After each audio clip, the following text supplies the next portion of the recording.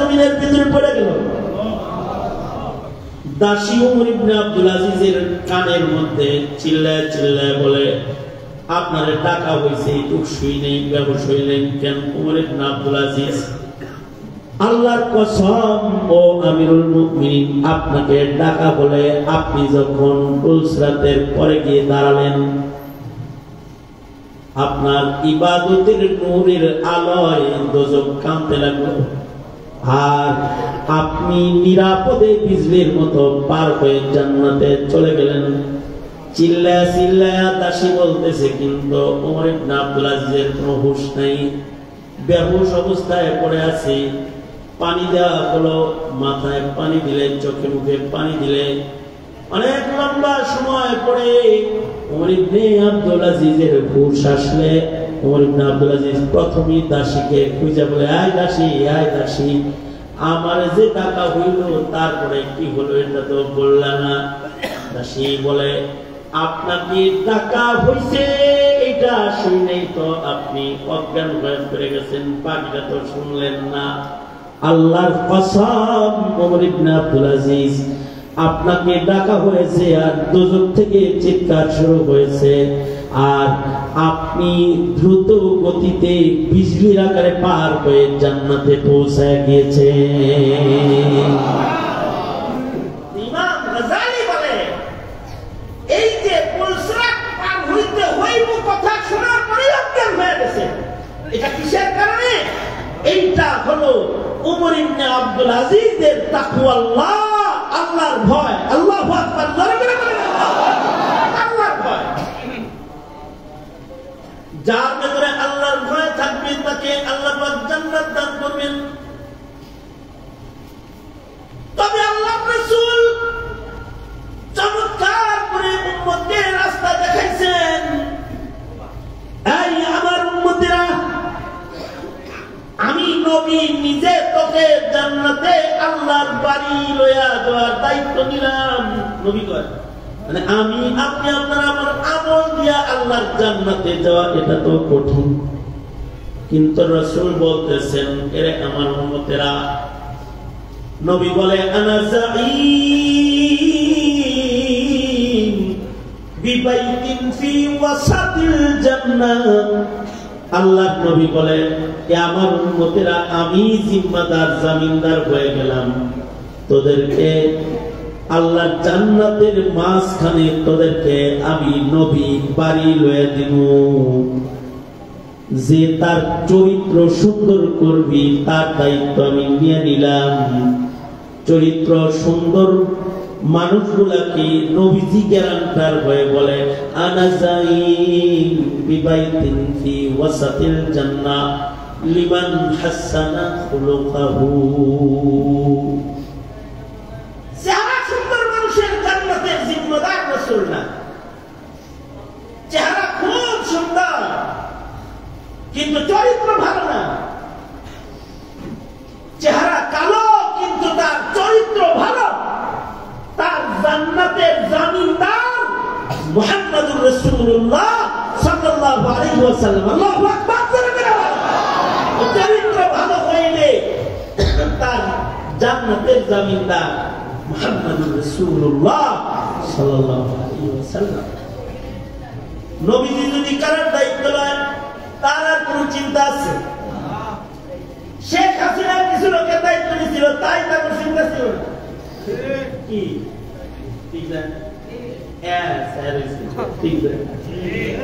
কিছু লোকের দায়িত্ব শেখ হাসিনা নিতে, কিন্তু শেখ হাসিনা নিজেরই তো কোনো গ্যারান্টি নেই। হেরে দৌড়ানি দিচ্ছে আর কে পাইতে গেছে। কিন্তু আমার নবী বলেন হাবিবুল্লাহ, আমার নবীর মুখের কথা যা বের হয় সেটা মহান রব্বুল আলামিনের কাছে মঞ্জুর কথা। নবী যদি কারোর জন্য কিছু বলে, নবীজিকে মহান রব্বুল আলামিন শাফাআতে কুবরা দান করেছেন। নবীজি যদি কারোর জিম্মাদার হয়, তার জিম্মাদার কেমন যেন আল্লাহ নিজে হয়ে গেল। কারণ নবীর মুখের কথা আল্লাহর কাছে বড় দাম। ময়দানে মাহশারে আমার নবীর কথা ছাড়া বিচার শুরু হবে না। আর ময়দানে মাহশারে আমার নবী যাকে শাফাত করবে তাকে মহান রব্বুল আলামিন দোজখের আগুনের ভেতরে ফেলবে না। সুবহানাল্লাহ, জোরে করে বলেন। এটাই উম্মতে মুহাম্মাদের ভাগ্য যে নবী যাকে শাফাত করবে সে বাঁচে গেল না। আল্লাহর রাসূল বলতেছেন আমি দায়িত্ব নিলাম, আমি তোমাকে জান্নাতে পৌঁছাবো, শর্ত হলো তুমি চরিত্রওয়ালা হইবা। চেহারা সুন্দর না, চরিত্র সুন্দর বানাইবা। কালো হইলেও অসুবিধা নাই, বেলালের মতো কালো হইলেও অসুবিধা নাই, চরিত্র ভালো। তার জিম্মাদার মুহাম্মাদুর রাসূলুল্লাহ। নবীজি বলেন যে আমি তাকে জান্নাতের মাঝখানে একটা বাড়ি আদায় করে দেব। জান্নাতের মাঝখানের বাড়ি কেমন দামি বাড়ি হইতে পারে? জান্নাতের ভেতরে যদি কেউ সামান্য জায়গার মালিক হয়ে যায় তাহলে খায়রুম মিনাদ দুনিয়া ওয়া মা ফিহা, 1 বিঘা জান্নাতের জায়গাও আসমান ও জমিনের ভেতরে যা কিছু আছে সব কিছু দিয়ে খরিদ করা সম্ভব না। আল্লাহু আকবার। জান্নাতের 1 বিঘা জমি সারা দুনিয়ার সব বিক্রি করলেও জান্নাতের 1 বিঘা জমি কিনা সম্ভব নয়। আর আল্লাহর রাসূল নিজে ওয়াদা করতেছেন আনা যাঈমুন বিবাইতিন ফি ওয়াসাতিল জান্নাহ, জান্নাতের মিডল রাজধানীতে আমি তুমি উম্মতকে একটা বাড়ি আদায় করে দিব, শর্ত তোমার চরিত্র সুন্দর করা লাগবে। আরেক হাদিসে আল্লাহর রাসূল বলেন তুমি আমার কাছে 2টি অঙ্গের জামানত দাও, আমি তোমাকে জান্নাতের জামানত দিব।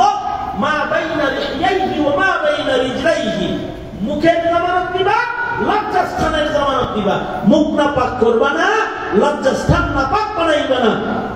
আমি নবী আযমানুল জান্নাহ, আমি নবী তার জন্য জান্নাতের জমিনদার হয়ে গেলাম। আল্লাহু আকবার। মুখ যদি কেউ পাক বানাইতে চায়, মিথ্যা কথা বলা যাবে না, গীবত করা যাবে না, চুগলখড়ি করা যাবে না, কাউকে গালাগালাজ করা যাবে না, নষ্ট মুখ বানানো যাবে না, ভ্রষ্ট মুখ বানানো যাবে না। শেখ হাসিনার মুখ হইলে কাম হবে না। শেখ হাসিনার মুখ কেমন মুখ ছিল? শাপলা চত্বরে বাতি বন্ধ করে আলেমদেরকে রাজপথে গুলি করে শহীদ করে বাইরে ফেলায় দিয়া সকালে সূর্য ওঠার আগে রাস্তার সব রক্ত ধৌত করে পাকসা বানায়। আর সংসদে দাঁড়ায় বলছে সাউন্ড গ্রেনেড বাজাইছি আর হুজুররা বুকের ভিতরে রং মাইকা শুয়েছিল, এগুলো উঠে দৌড়তেছে। কি সুন্দর মুখ! এমন সুন্দর মুখ হইলে কিন্তু পাক মুখ না, পবিত্র মুখ হলো যার মুখে উল্টাপাল্টা কথা হয় না, যার মুখে মিথ্যাচার হয় না, যার মুখে গীবত হয় না, যার মুখে মানুষকে আক্রমণ হয় না, তার মুখটা পবিত্র মুখ। যার মুখে কালিমা রয়, যার মুখে পবিত্র পবিত্র কথা রয়, যার মুখের মধ্যে জিকিরুল্লাহ রয়, যার মুখের ভিতরে তিলাওয়াতুল কোরআন রয়, যার মুখ দিয়ে নেকের পথে বান্দাকে আহ্বান করা হয়, যার মুখ সকল প্রকারের ভ্রষ্ট নষ্ট কথা থেকে বাঁচায় রাখি, তার মুখটা পবিত্র মুখ। এমন মুখ নাজাত পেয়ে যাবে। যদি কথা না বলে কেউ চুপ করে থাকে মুখ পবিত্র বানানোর জন্য, আল্লাহর রাসূল বলে মান সাকাতা নাজা, মান সামাতা নাজা, যে চুপ থাকবে সে নাজাত পেয়ে যাবে। অর্থাৎ মুখে নষ্ট কথা থেকে নিজেকে বাঁচানোর জন্য চুপ করে রয়েছি, চুপ থাকলেও আল্লাহ তাআলা তাকে নাজাত দান করবে। প্রয়োজনে চুপ করে বসে থাকো, মিথ্যা বলবা না, গীবত করবা না, মুখ দিয়া নষ্ট কথা উচ্চারণ করবা না। মুখ পবিত্র, যার মুখ পবিত্র তার মুখ পবিত্র, যার মুখ ভালো তার মুখ ভালো, যার মুখ ভালো তার আমল ভালো। কুলু কওলান সাদীদা ইউসলিহ লাকুম আ'মালাকুম, যাদের মুখ ভালো আল্লাহ নিজ জিম্মায় তাদের কাজ ভালো বানায় দিবে। ইউসলিহ লাকুম আ'মালাকুম ওয়া ইয়াগফির লাকুম যুনুবাকুম, যাদের মুখ পবিত্র তাদের আমল নামা আল্লাহ পবিত্র বানায় দিবে। আল্লাহু আকবার করে বলে, এই মুখ পবিত্র করলে আমল নামা পবিত্র করবে কে? জোরে আওয়াজ করে বলেন কে? তাহলে মুখ পবিত্র করবো ইনশাআল্লাহ, বলেন মিথ্যা বলা যাবে রাত করেন, বলেন ইয়া আল্লাহ ওয়াদা করে দিছি মিথ্যা করিব না, গীবত করিব না, চগলখড়ি করিব না, জবান নাপাক হয় এমন শব্দ মুখে উচ্চারণ করব না ইনশাআল্লাহ। ইনশাআল্লাহ আস্তে করে বলেন ইনশাআল্লাহ। একটা কাজ। দ্বিতীয় কাজ হলো চরিত্রের জন্য কাজ না করে লজ্জাস্থান হেফাজত, তার মানে পর্দার হেফাজত। যেই নারীরা পর্দা করবে, যেই পুরুষরা পর্দা করবে, লজ্জাস্থান রক্ষা করবে, পবিত্র রাখবে, তাদের জান্নাতের জামিনদার কে?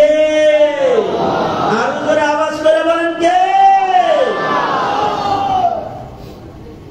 এই দুইটা জিনিসের অঙ্গের জামানত দাও, আল্লাহর রাসূল বলে আমি তোমাকে জান্নাতের জামানত দান করব। আর চরিত্র ভালো মানুষ এদের দেখলে কাফেরও বললে, মুসলিম তো বলে ডাকাত বললে যায়, বেঈমান বললে যায়, জালেম দুর্বল হয়ে যায় ভালো চরিত্রের মানুষের কাছে। রাসূল বলেন সিলমান কাতাআকা ওয়াফু আম্মান যালামাকা ওয়া আহসিন ইলা মান আসাআ ইলাইকা, যে তোমার সাথে সম্পর্ক ছিন্ন করে তুমি তার সাথে সম্পর্ক জুড়ো, যে তোমার সাথে জুলুম করে তোমার উপরে তুমি তারে মাফ করে দাও।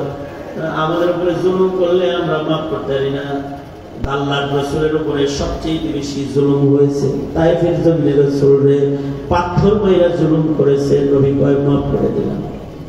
এক বর্ণনা আছে আল্লাহর রাসূল আল্লাহকে বলে আল্লাহ ওরা বুঝে নাই তাই মারছি, ওদের সন্তানরাই একদিন কালেমা পড়বে, আল্লাহ ওরে মাফ করে দাও। আল্লাহু আকবার জোরে করে বলেন। ওয়াফু আম্মান যালামাকা, নবীর গলার উপরে উজুরি চাপায় দিয়েছে, উঠে নারী বুড়ি নবীজি মাফ করে দিয়েছে। দেশ থেকে নবীজিকে দেশান্তর করেছে, তাও মাফ করে দিয়েছে। ওয়াফু আম্মান যালামাক, আফু দরগুজার হওয়া, মানুষকে ক্ষমা করা, এটা উত্তম চরিত্র। হাসি মুখে কথা বলা, হাসি মুখে কথা বলা, মানুষের সাথে সুন্দর ভাষায় কথোপকথন করা উত্তম চরিত্র। এইগুলো আমাদের ভিতর থেকে হারায় গেছে। মুসলিমের উপকার করা তো দূরের কথা, কাফেরের উপকার করেছে আমাদের নবী আলাইহিস সালাম, অথবা আমাদের আব্বাসরা পিতৃপুরুষরা কাফেরের সাথেও ভালো ব্যবহার করেছে। আমরা রাজনীতির কারণে এক টুপিওয়ালা আর টুপিওয়ালার সাথে খারাপ ব্যবহার করে আমাদের ব্যবহার। আর নবীজি কাফের সাথে ভালো ব্যবহার করছে। কাফের এসে রসুলকে বলে মাইয়ামরুকা মিন্নি, এই মুহাম্মদ কে বাঁচাবে তোমাকে আমার হাত থেকে? আল্লাহর রাসূল বললেন বাঁচানোওয়ালা কে? জোরে করে বলেন, আরো জোরে আওয়াজ করে বলেন, আরো জোরে করে বলেন, কে বাঁচাবে? বাঁচায় কে? ইজ্জত কার কাছে? বেইজ্জত কার কাছে? মারে কে? বাঁচায় কে? জন্য মারবার চাইছিল, এখন নিজের নিয়ে চিন্তা করেছে। আসলে কামগুলো করে কি? আল্লাহ। আল্লাহ রাসূল বললেন আল্লাহ বাঁচাবে। নবীজির মুখ দিয়ে আল্লাহ শব্দ বের হওয়ার সাথে সাথে ইহুদির হাতে তরবারি কাঁপতে কাঁপতে মাটিতে পড়ে গেছে। নবীজি তরবারি হাতে লয়ে কয় মাইয়ামরুকা মিন্নি, তোরে কে বাঁচাবে? ও কয় আপনি নবীজি বললেন মাফ করে যাও। তো এটা ইসলাম, এইভাবে মাফ করে ইসলাম। ওকে আমি কালেমা বললাম, মুসলমান হয়ে গেলাম। আল্লাহু আকবার জোরে করে চিল্লাও আল্লাহু আকবার। আখলাক, এটার নাম কি? আখলাক। হুসাইন আহমদ মাদানী রহমাতুল্লাহি আলাইহি, হযরত হুসাইন আহমদ মাদানী রহমাতুল্লাহি আলাইহি উনি ট্রেনে সফর করতেছেন। আপনারা বাসে উঠেন না, ট্রেনে উঠছেন? ট্রেনে উঠছেন। এই মাদানী বসছে, হযরত হুসাইন আহমদ মাদানী এই ট্রেনে উনি বসছে, ওনার সাথে এক হিন্দু অফিসার বসছে। হিন্দু ট্রেনের ভিতরে তো টয়লেট আছে, হিন্দু বেটার তো মানে হাগু চাপছে, বাথরুমে ধরছে। বাথরুমে করলে কেউ যদি বাথরুম করতে না পারে ভেসে হারা লাল হয়ে যাবে। কি বাথরুম যদি চাইটা ধরে আর যদি করতে না পারে কিরকম হয় তখন? বাসে ভাড়া দিয়ে থাকলেও নাই ভেসে আগে হাঁটালে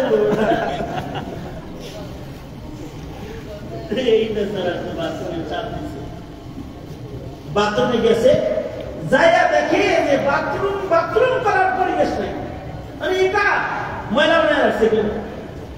ওই লোক চিন্তা করলো এখানে হাগার চাইতে কাপড়ে হাগা ভালো, এখানে হাগা যাবে না। ওই লোক বাথরুম থেকে না করে চলে আসে। এদিক দিয়ে পয়সা দিয়ে হয়েছে, ট্রেন তো আর ছাড়ে না। অনেক সময় ট্রেন কিন্তু আনলিমিটেড দেরি করে, সে মনে করছে সামনে স্টেশনে যায় নাই না কামটা সেরালো, আবার এখন নামেও না, যদি ট্রেন চলে যায় যেতে আর না, বইয়া রয়েছে চাপটা, কিন্তু খালি ঘাম জমতেছে। হযরত মাদানী তো বিজা হারাইছে, মাদানী রহমাতুল্লাহ আলাইহি উনি আস্তে করে উঠা পাশ থেকে চলে গেছে, যাইয়া পানি টানি ব্যবস্থা করে পানি দিয়া বাথরুমটাকে সুন্দর করে ধুইছে। কে ধুইতেছে? আওলাদ রাসূল হুসাইন আহমদ মাদানী রহমাতুল্লাহ আলাইহি, হযরত মাদানী রহমাতুল্লাহ উনারই সন্তান আওলাদ রাসূল আরশাদ মাদানী দামাত বরকাতুহু বাংলাদেশে এখনো আছে, দর্শনে আসে। এই হুসাইন আহমদ মাদানী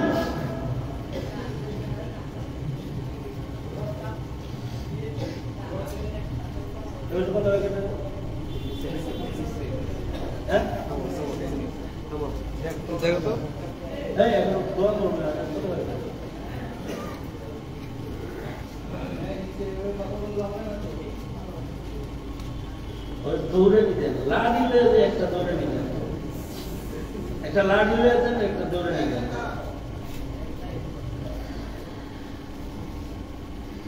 আমি আমার আলোচনার একেবারে শেষ জায়গায় আছি, আমার সাথে দোয়া করবেন না এমনি দেবেন?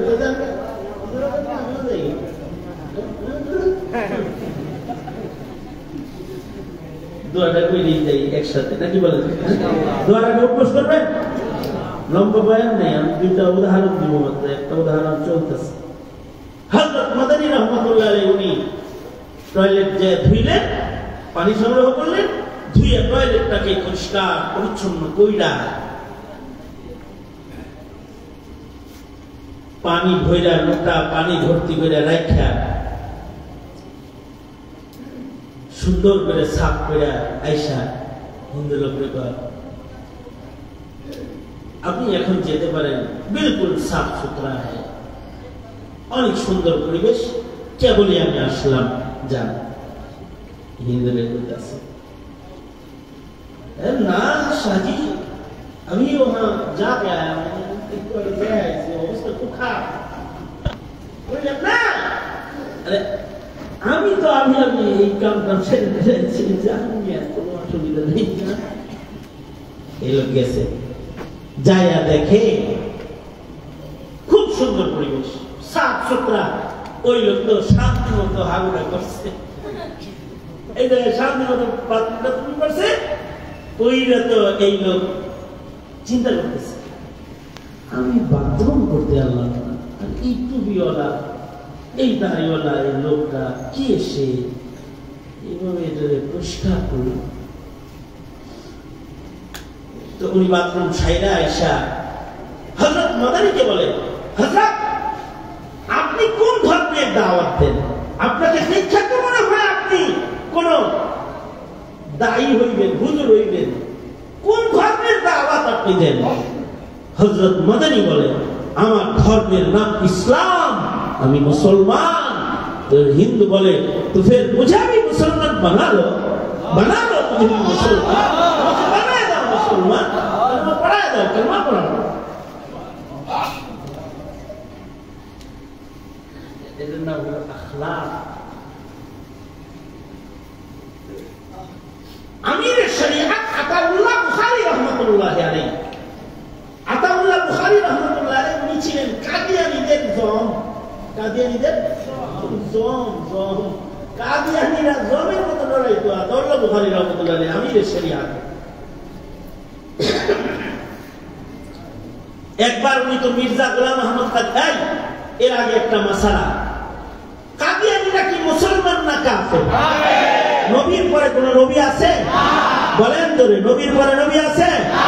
কাদিয়ানীরা কি কাফের? কাফের আর জোরে কাফের কাফের। কাদিয়ানীকে যারা কাফের বলে না তারা কি কাদিয়ানীকে যারা কাফের মনে করে না তারা কি ধরে বলে? আগামী 15 তারিখে খাতমে নবুয়ত সম্মেলন সোহরাওয়ার্দী উদ্যানে এশিয়ার সকল দেশ থেকে আকাবির উলামারা আসবেন। ফজলুর রহমান রাহমাতুল্লাহ দাওয়াত বরকাতুহুম, দারুল দেওবন্দের মুহতামিম সাহেব দাওয়াত বরকাতুহুম সহ এশিয়ার বড় বড় আলেমরা সেখানে আসবেন। বাংলাদেশেও এই দ্বিতীয় বৃহত্তর মুসলিম দেশে এখনো পর্যন্ত কাদিয়ানীকে কাফের ঘোষণা করা হয়নি। আমাদের দাবি হলো মুসলমানের মাটিতে কাদিয়ানীরা মুসলিম পরিচয় থাকতে পারে। ধরে আওয়াজ করে বলেন, পারে। এবারের নির্বাচনে তাদের ভোট দিবেন যারা কাদিয়ানীদেরকে কাফের ঘোষণা করার নির্বাচনী ইশতেহার দিবে, তারা ভোট পাবে। যারা নাস্তিকের পক্ষে, ইসলামের পক্ষে, কাদিয়ানীর পক্ষে, এরা দেশে বহুত্ববাদের চাষাবাদ যারা করতে চায়, ওরা ভাগ বাক্স নিয়ে আসলে ঘরে ধাক্কা দিয়ে বের করে দিবে। মুসলমানের দেশ কাদিয়ানী, আমার দেশের মুসলমানদেরকে কাদিয়ানী বানাইতেছে, আমার দেশের মুসলমানদেরকে হিন্দু বানাচ্ছে, খ্রিস্টান বানাচ্ছে মিশনারিরা। দ্বিতীয় বৃহত্তর মুসলিম দেশে জন্ম নেওয়া ইমানদার মুসলমানকে দাওয়াত দিয়া মিশনারিরা হিন্দু বানায়, খ্রিস্টান বানায়। সরকার মশাই চোখে দেখো না, মুসলমানের মাটিতে এরা কাজ করার অধিকার রাখে না। ধরে আওয়াজ করে বলেন, রাখে। সুতরাং ইসলামকেও এদেশে নিষিদ্ধ ঘোষণা করতে হবে, এদেশে কাদিয়ানীকে নিষিদ্ধ ঘোষণা করতে হবে, কাফের ঘোষণা করতে হবে, খ্রিস্টান মিশনারিদেরকে নিষিদ্ধ ঘোষণা করতে হবে। মুসলমানের মাটিতে, আল্লাহওয়ালাদের ঘাটিতে, কোরআনের মাটিতে ইহুদ নাসারাদের চাষাবাদ আমাদের প্রজন্মের সন্তানদের ভেতরে যারা করায়, যারা ইসলামের দুশমন, তাদেরকে আমরা ক্ষমতায় থাকতেও দেই না, থাকতেও দেব না, আসতেও দেব না, থাকতেও দেব না, ক্ষমতার চেয়ারে তাদেরকে আসতেও দেব না ইনশাআল্লাহ। এখন কোরআন সুন্নাহ মনে থাকবে যে ইনশাআল্লাহ ইসলামের পক্ষে কাজ করবেন ইনশাআল্লাহ। হাত ধরেন, আল্লাহ কবুল করেন, আমিন করেন। সোহরাওয়ার্দী উদ্যানের খাতমে নবুয়ত সম্মেলনে দাওয়াত দিলাম। আতাউল্লাহ বুখারী রাহমাতুল্লাহ আলাইহি উনি ছিলেন কাদিয়ানীদের জন্য একবার কাদিয়ানীরে আতাউল্লাহ বুখারী রাহমাতুল্লাহ আলাইহি, এই কোন হাত তুলে এদিকে তাকান, এদিকে তাকান, এই বয়ান শেষ কাজ কোন হাত তুলে তো না সারা দেন। মাশাআল্লাহ, জবান খুলেন, বলেন আওয়াজ করে সুবহানাল্লাহ, আলহামদুলিল্লাহ, লা ইলাহা ইল্লাল্লাহ, আল্লাহু আকবার। এক হাত তুলেন,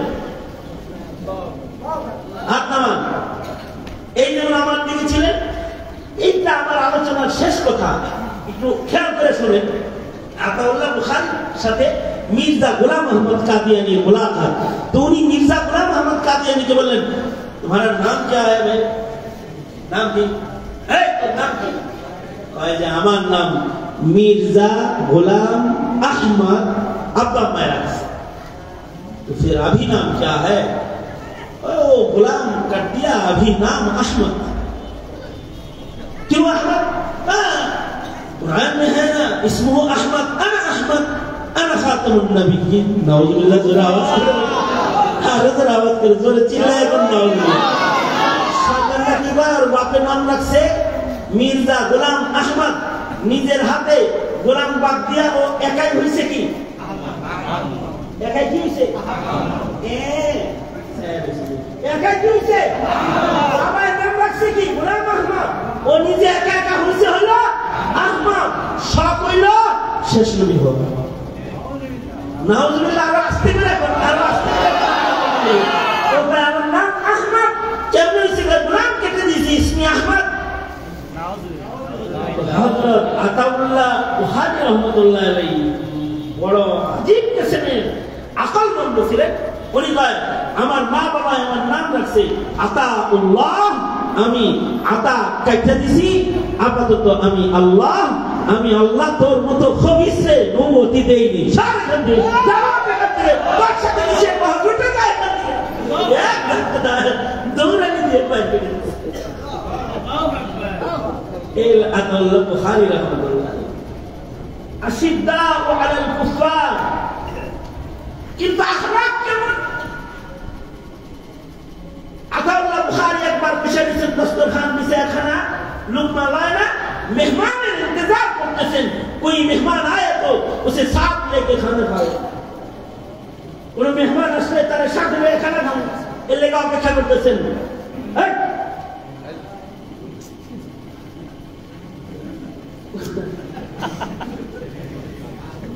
কোন মেহমান আসলে সাথে মেহমানদের নিয়ে খানা খাও।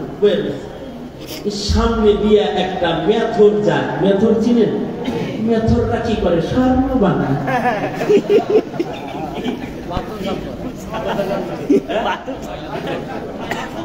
বাথরুম সাফ করে মেথর একটা যায়, তাও আবার হিন্দু। হাতে বালতি আছে, ঝাড়ু আছে, কোদাল আছে, যাইতেছে। এ ভাই যারা একাসা আইসি। আতাউল্লাহ বুখারী বলে তোমার চেহারা দেখে মনে হয় খোদা আছে নাকি? লোকটা কয় আমি এই শরিয়াত 2 দিন হয় কিছু খাই না। আতাউল্লাহ বুখারী বলে দস্তরখান লাগানো আছে, মেরে সাথ আ যাও, আমার পাশে বসা যাও। ঘর থেকে খানা আনতেছি কথা বইলা লোকটাকে বসাইছি, ভেতর থেকে খানা লাইছি। পানি এনে কয় হাত সাফ সুতরা করে ধুলো, ধুয়ে লাও ভালো করে হাত। লোকটা ভালো করে সাবান দিয়ে হাত ধৌত করেছে। আমির শরিয়াত আতাউল্লাহ বুখারী নিজের হাতে পানি ঢালছে, আর হিন্দু নিজের হাত গুলোরে ধুইছে, নিজের সাথে বসাইছে, আর বলে মেরে সাথে খানা খাও, আমার সাথে খানা খাও। হিন্দু কয় হযরত আমি মেথর মানুষ, জীবনে কোনদিন কারোর সাথে আজ পর্যন্ত খাই নাই। আমার জাতি ধর্মের হিন্দুরাও আমার সাথে খানা খায় না, আমি পায়খানা পেশাব সাফ করি। তাই আমরা নিম্নমানের বংশের মানুষ। আপনি আমিরে শরিয়াত, আপনি একটা ধর্মযাজক, বড় মাপের আলেম দ্বীন, আপনার সাথে আমি কেমনে খাবো? এটা কেউ দেখলে আমাকে তারা তিরস্কার করবে।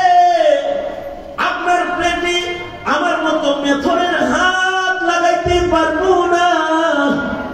আতাউল্লাহ বুখারী বলে তোমার পেটে ক্ষুধা আছে, তুমি মানুষ, আমার পেটে ক্ষুধা আছে, আমিও মানুষ। খানা খাইলে আমারও পেট ভরে, তোমারও পেট ভরে। মানুষ মানুষের সাথে এক প্লেটে খাইতে সমস্যা কি? খাও আমার সাথে।